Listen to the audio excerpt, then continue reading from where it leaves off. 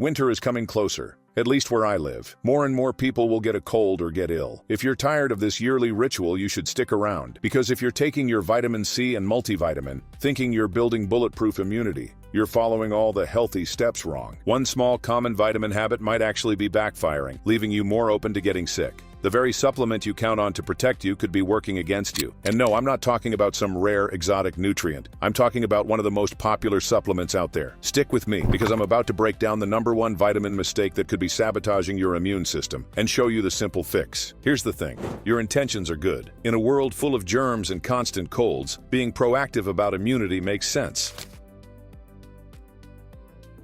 You've probably heard about the big players. Vitamin C, the antioxidant powerhouse. Zinc, the immune gatekeeper that helps control inflammation. And then there's the star of the show, vitamin D. For years, it's been known as the sunshine vitamin, key for strong bones. But newer research shows vitamin D is way more than that. It acts like the general of your immune army, giving clear orders to T cells and B cells, your body's special forces. It also keeps your immune system from turning on itself, which is what happens in autoimmune conditions. When your vitamin D3 levels are solid, viruses often can't even get a foothold. That's why so many of us reach for vitamin D supplements, especially during the darker months. And it works, but only if you avoid one all too common mistake. Here it is.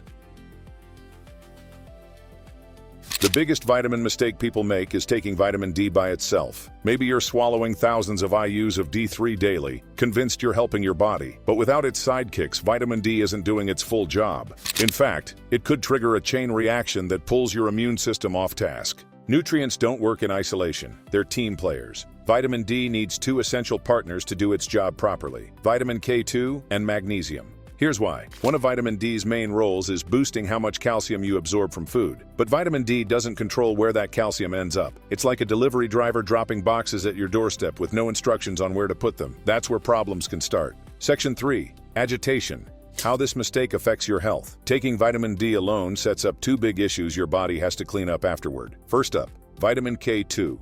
Think of K2 as the traffic cop for calcium. It activates proteins that move calcium into your bones and teeth while keeping it out of places you definitely don't want it, like your arteries. Now imagine taking lots of D3 without enough K2. You're absorbing calcium, but it's floating around without directions. That free calcium can pile up in your blood vessels, arterial calcification, sparking inflammation. Your immune system then gets pulled into damage control instead of focusing on fighting off invaders. The second issue is magnesium.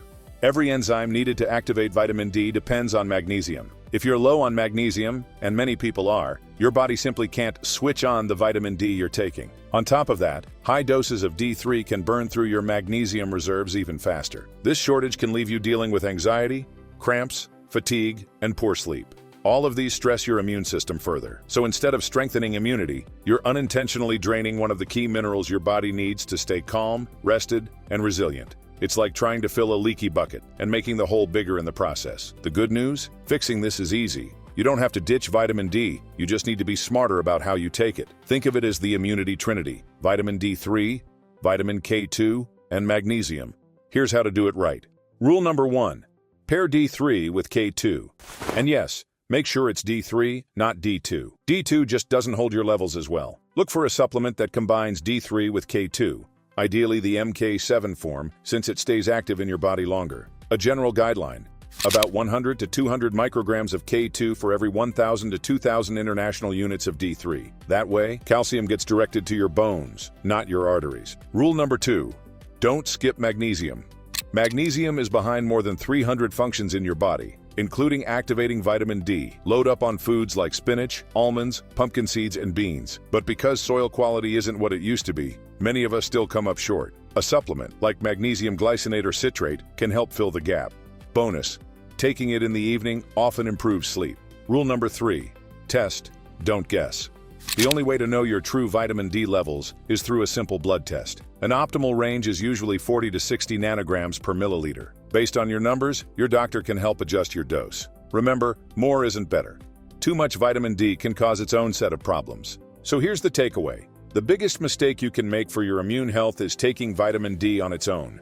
When you add vitamin K2 and magnesium, you unlock the full potential of D3, helping it do the job it's meant to do. Check your supplement label today. Is it a D3/K2 combo? Are you getting enough magnesium? Shifting from solo vitamin to a nutrient team could be the small change that makes the biggest difference for your immunity. If this was useful and you want more practical health tips, hit subscribe and turn on notifications. And if you're wondering about magnesium specifically, watch this video on it. Magnesium is very versatile and also had big effects on your muscle performance and recovery. Click the link on the screen. And remember to stay happy and healthy.